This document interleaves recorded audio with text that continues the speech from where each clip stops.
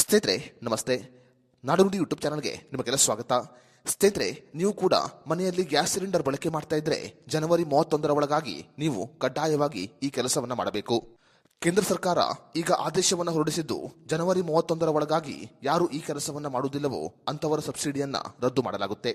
ಹಾಗಾದ್ರೆ ಮನೆಯಲ್ಲಿ gas cylinder ಬಳಕೆ ಮಾಡುವವರು ಜನವರಿ 31ರ ಒಳಗಾಗಿ ಯಾವ ಕೆಲಸವನ್ನ ಕಡ್ಡಾಯವಾಗಿ ಮಾಡಬೇಕು ಅನ್ನೋದರ ಬಗ್ಗೆ ಸಂಪೂರ್ಣ ಮಾಹಿತಿಯನ್ನ ಈ ವಿಡಿಯೋದಲ್ಲಿ ನಾವು ನಿಮಗೆ ತಿಳಿಸಿಕೊಡ್ತೀವಿ. ವಿಡಿಯೋ ತುಂಬಾ ಇನ್ಫಾರ್ಮೇಟಿವ್ ಆಗಿದೆ, ಎಲ್ಲೂ ಸ್ಕಿಪ್ ಮಾಡದೆ ನೋಡಿ. ಸ್ನೇಹಿತರೆ, ಪ್ರತಿಯೊಬ್ಬರು ಕೂಡ ಈಗ LPG ಗ್ಯಾಸ್ ಸಿಲಿಂಡರ್ಗೆ ಸಂಬಂಧಪಟ್ಟಂತೆ KYC ಅಪ್ಡೇಟ್ ಮಾಡುವುದು ಕಡ್ಡಾಯವಾಗಿದೆ.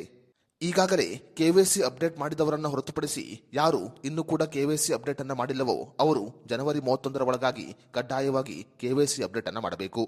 ಜನವರಿ 31ರ ಒಳಗಾಗಿ KYC ಅನ್ನ ಅಪ್ಡೇಟ್ ಮಾಡದಿದ್ದರೆ ಅಂತವರ ಗ್ಯಾಸ್ ಸಿಲಿಂಡರ್ ಸಬ್ಸಿಡಿಯನ್ನ ರದ್ದು ಮಾಡಲಾಗುತ್ತೆ.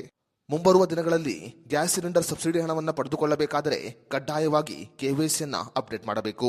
ನಿಮ್ಮ ಹತ್ತಿರದ ಗ್ಯಾಸ್ ಏಜೆನ್ಸಿಗೆ ಭೇಟಿ ಕೊಡುವುದರ ಮೂಲಕ LPG ಗ್ಯಾಸ್ ಸಿಲಿಂಡರ್ಗೆ ಸಂಬಂಧಪಟ್ಟಂತೆ KYC ಅನ್ನ ಅಪ್ಡೇಟ್ ಮಾಡಬಹುದು. ಅದೇ ರೀತಿಯಲ್ಲಿ ವಿತರಣಾ ಸಿಬ್ಬಂದಿ ಅಥವಾ ಆನ್ಲೈನ್ ಮೂಲಕ ಕೂಡ ಗ್ಯಾಸ್ ಸಿಲಿಂಡರ್ಗೆ ಸಂಬಂಧಪಟ್ಟಂತೆ KYC ಅನ್ನ ಅಪ್ಡೇಟ್ ಮಾಡಬಹುದು. ಅದೇ ರೀತಿಯಲ್ಲಿ ಪ್ರಧಾನಮಂತ್ರಿ ಉಜ್ವಲ ಯೋಜನೆ ಅಡಿಯಲ್ಲಿ ಗ್ಯಾಸ್ ಸಿಲಿಂಡರ್ ಪಡೆದುಕೊಂಡವರು ಕಡ್ಡಾಯವಾಗಿ KYC ಅನ್ನ ಅಪ್ಡೇಟ್ ಮಾಡಬೇಕು.